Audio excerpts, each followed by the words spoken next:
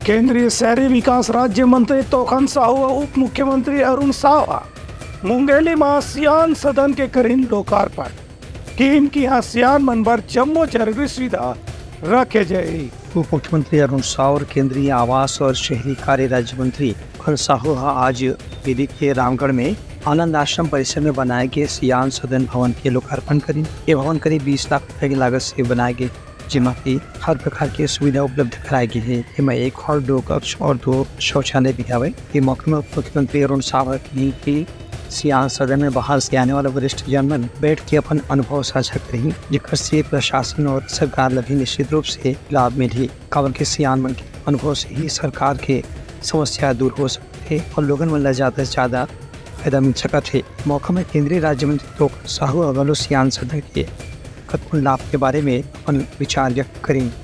Bureau report Telangana news.